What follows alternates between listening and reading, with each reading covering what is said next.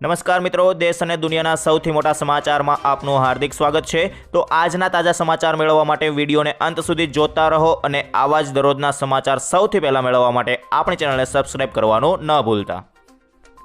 તો મિત્રો, આજના સૌપ્રથમ સમાચાર વિશે વાત કરીએ તો આખરે અંબાલાલ કાકા માની જ ગયા।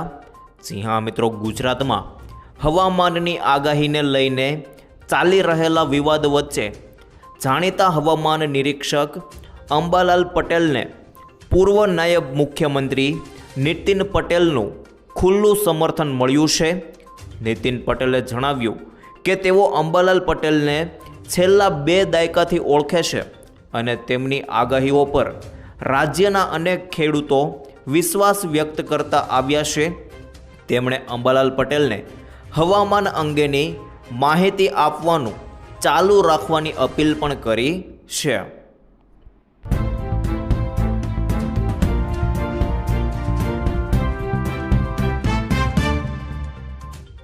ત્યાર પછી આગળ જોઈએ તો ખેડૂતો હવે લડી લેવાના મૂડમાં।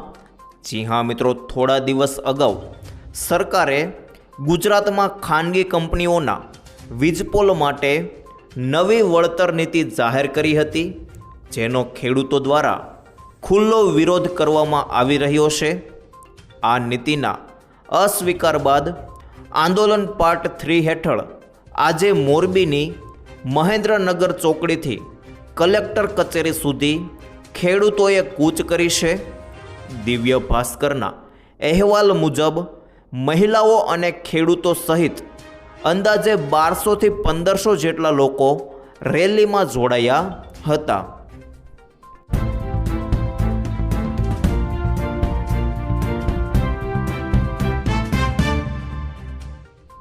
ત્યાર પછી આગળ જાણીએ તો નવા રાઉન્ડ વિશે શું કહ્યું અંબાલાલે। જી હા મિત્રો, અંબાલાલ પટેલે સ્પષ્ટ કરતા જણાવ્યું છે કે તેઓ આગાહી બદલ કોઈ ફી કે રૂપિયા લેતા નથી અને લોકો વિશ્વાસ કરા કે ન કરે તે તેમનો વ્યક્તિગત નિર્ણય છે। આ સાથે તેમણે વરસાદ અંગે તેમની તાજેતરની આગાહીમાં જણાવ્યું છે કે 17-18 જુલાઈ બાદ બંગાળની ખાડીમાં નવી સિસ્ટમ સક્રિય થવાની શક્યતા છે। 19થી 30 જુલાઈ દરમિયાન ઉત્તર, મધ્ય અને દક્ષિણ ગુજરાત, સૌરાષ્ટ્ર અને કચ્છના અનેક વિસ્તારોમાં સારા વરસાદની સંભાવના વ્યક્ત કરી 20 જુલાઈ પછીનો વરસાદ ખેતી માટે લાભદાયક રહેશે।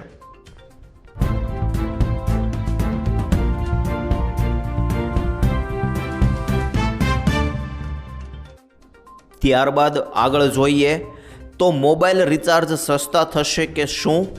ખાસ જાણી લો મિત્રો, વધતા ભાવથી પરેશાન છો અથવા તો તમે એવા યુઝર્સમાં સામેલ છો જેઓ ઘરમાં વાઈફાઈ હોવાને કારણે મોબાઈલ ડેટાનો બિલકુલ ઉપયોગ નથી કરતા, છતાં દર મહિને મજબૂરીમાં મોંઘા ડેટા પ્લાનવાળા રિચાર્જ કરાવવા પડે છે? જો હા, તો તમારા માટે ટૂંક સમયમાં જ ખૂબ મોટા રાહતના સમાચાર આવી શકે છે।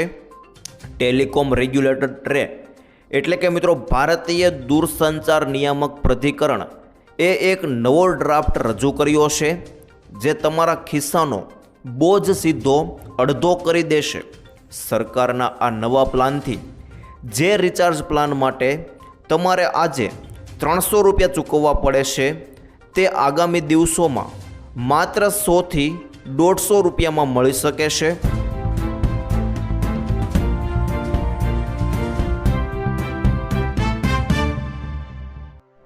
ત્યાર પછી આગળ જોઈએ તો દર મહિને 8000 રૂપિયા નવી યોજના।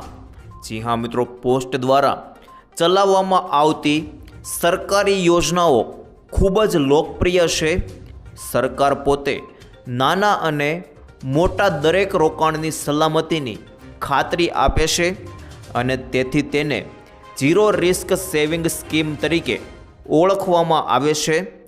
આ યોજનાઓ પાત્ર નાની બચત સાથે નોંધપાત્ર ભંડોળની ખાતરી આપતી નથી, પરંતુ નિયમિત આવક પણ સુનિશ્ચિત કરે છે। આવી જ એક યોજના પોસ્ટ ઓફિસ માસિક આવક યોજના છે, જેમાં જો તમે તમારી પત્ની સાથે ખાતું ખોલો છો તો તમે દર મહિને 9,250 રૂપિયાની ગેરંટીકૃત આવક મેળવી શકો છો. ચાલો તેની ગણતરી અને ફાયદાઓ વિશે વિગતવાર જણાવું.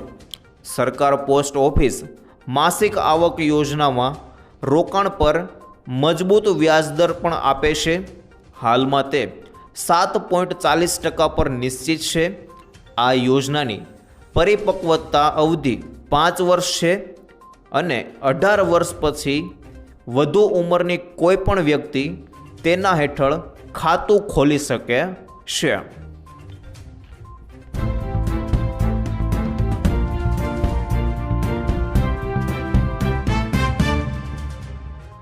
ત્યારબાદ આગળ જોઈએ તો ટ્રમ્પનો ધડાકો, મોંઘવારી વધી શકે.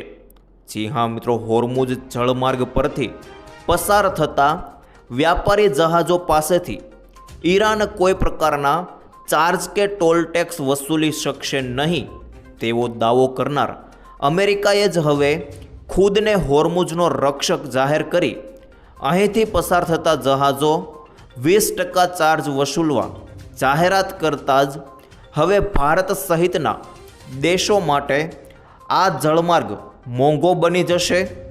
જો કે ઈરાને હોર્મુઝ જળમાર્ગ પર તેનો જ કબજો રહેશે તેવી જાહેરાત કરી અહીંથી પસાર થતા જહાજોને તેની પૂર્વ મંજૂરી લેવી પડશે તેવી જાહેરાત કરી અમેરિકા સાથે સીધી ટક્કર પસંદ કરી છે.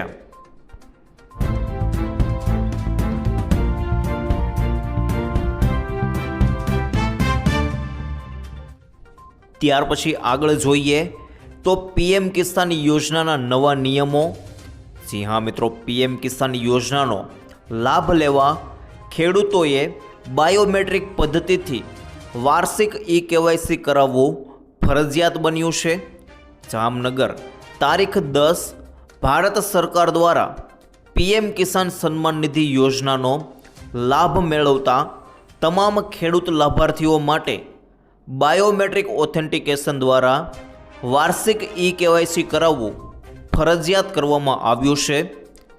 આ નવી જોગવાઈ અન્વયે લાભાર્થીઓએ દરેક નાણાકીય વર્ષના પ્રથમ હપ્તા એપ્રિલથી જુલાઈના રિલીઝ થતાં પહેલાં આ વાર્ષિક પ્રક્રિયા પૂર્ણ કરવી અનિવાર્ય રહેશે, જેથી કોઈ પણ પાત્ર ખેડૂત યોજનાના લાભથી વંચિત ન રહી જાય. જે ખેડૂતોના સ્ટેટસમાં હાલ કેવાયસી યસ દર્શાવતું હોય તેઓ પણ બાયોમેટ્રિક અથવા ફેસ ઓથેન્ટિકેશન દ્વારા આ વાર્ષિક કેવાયસી કરાવી શકે છે.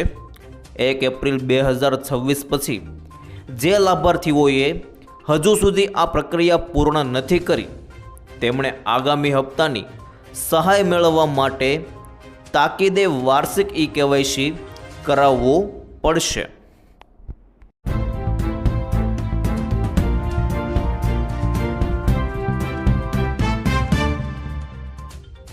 ત્યારબાદ આગળ જાણીએ તો આગાહી બંધ ન થવી જોઈએ, નીતિન પટેલ. જી હા મિત્રો, વિશ્વાસ ન હોય તો ન માનો, પરંતુ આગાહી બંધ ન થવી જોઈએ તેવું નીતિન પટેલે કહી દીધું છે. અને નીતિન પટેલે જણાવ્યું કે અંબાલાલ પટેલ કોઈ વ્યક્તિ પાસેથી આગાહી બદલ કોઈ પ્રકારની ફી લેતા નથી અને વર્ષોથી જાહેર હિતમાં માહિતી આપતા રહ્યા છે. તેમના જણાવ્યા મુજબ જેમને તેમની આગાહી પર વિશ્વાસ ન હોય તેઓ તેને ન માને, પરંતુ જે લોકો તેમના માર્ગદર્શનનો ઉપયોગ કરે છે તેમને માહિતી મળતી રહેવી જોઈએ. તેમણે એવો પણ દાવો કર્યો કે અગાઉ વિવિધ પ્રસંગોએ રાજ્ય સરકાર દ્વારા પણ હવામાન સંબંધિત માહિતી માટે અંબાલાલ પટેલનો સંપર્ક કરવામાં આવતો હતો. જો કે આ દાવા અંગે સરકાર તરફથી કોઈ સત્તાવાર નિવેદન જાહેર થયું નથી.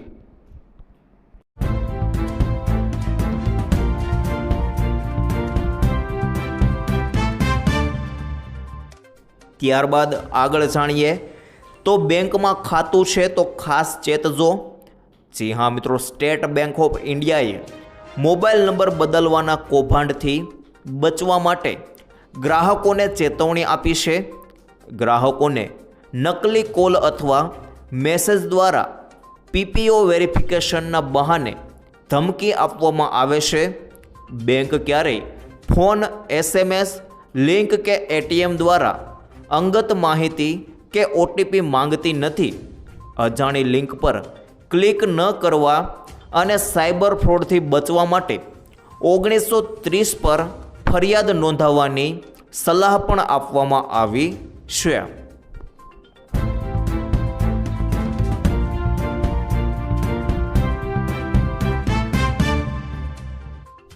ત્યાર પછી આગળ જોઈએ તો મોબાઈલ ફોન અને લેપટોપમાં મળશે રાહત. જી હા મિત્રો, સરકારે ઘરેલું પ્રોડક્શન વધારવા માટે બેઝિક ડ્યુટી ખતમ કરી દીધી છે. હવે display assembly, lithium ion cells અને ઇન્ડક્ટર કોઇલ મોડ્યુલ બનાવવામાં ઉપયોગમાં લેવાતું મટીરિયલ સસ્તું થઈ જશે. આ છૂટ 31 માર્ચ 2029 સુધી ચાલુ રહેશે. આના માધ્યમથી સરકાર દેશમાં ઇલેક્ટ્રોનિક્સ ગુડ્સનું પ્રોડક્શન વધારવા અને કંપનીઓનો ખર્ચ ઓછો કરવા માગે છે. અત્યાર સુધી ડિસ્પ્લે એસેમ્બલી અને લિથિયમ આયન સેલ્સ વગેરે માટે ભારત મોટા ભાગે ચીન અને વિયેતનામ પર નિર્ભર છે. આ નિર્ભરતાને ખતમ કરવા માટે સરકારે આ નિર્ણય લીધો છે. આનાથી ઘરેલું સ્તરે પ્રોડક્શન વધશે અને વિદેશો પરની નિર્ભરતા પણ ઓછી થશે.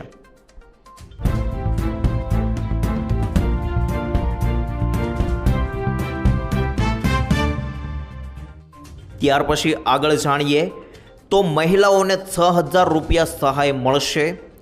જી હા મિત્રો, ગર્ભવતી મહિલાઓને સરકાર તરફથી માતૃત્વ વંદના યોજના હેઠળ સહાય આપવામાં આવે છે.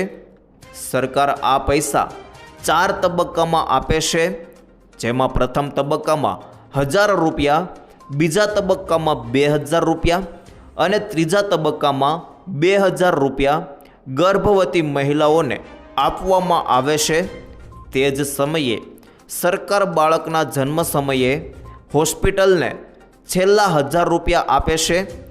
આમ આ યોજના હેઠળ કુલ 6,000 રૂપિયાની આર્થિક સહાય આપવામાં આવે છે.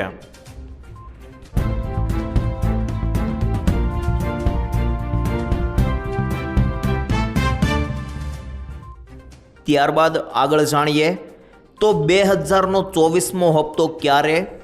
ખાસ જોઈ લો મિત્રો, આગામી 24મા હપ્તાનો લાભ મેળવવા માટે સૌથી મહત્વની શરતોમાં KYC પૂર્ણ કરવાની પ્રક્રિયા સામેલ છે.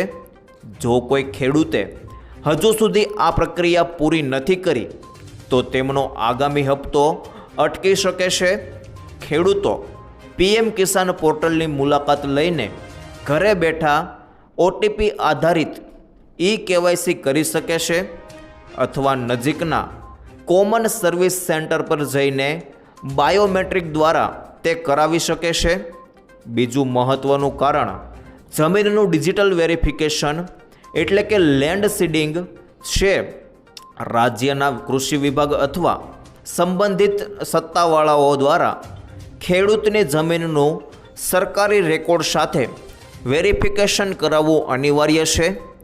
જો કોઈ ખેડૂતના પ્રોફાઇલમાં જમીનની વિગતો સામે ન દર્શાવવામાં આવ્યું હોય તો બેંક ખાતું અને આધાર કાર્ડ સાચું હોવા છતાં 2,000 રૂપિયાનો હપ્તો જમા થતો નથી. એટલે કે મિત્રો, બે મેઇન વસ્તુ છે. એક તમારે KYC કરાવવું પડશે અને બીજું જમીનનું જે સીડિંગ છે, લેન્ડ સીડિંગ, તે તમારે પૂર્ણ કરાવવું પડશે. જો આ તમે પૂર્ણ કર્યું નહીં હોય તો તમારી જમીનની વિગતો સામે ન લખેલું હશે તો પણ મિત્રો જે છે તે તમારો હપ્તો જમા થશે નહીં.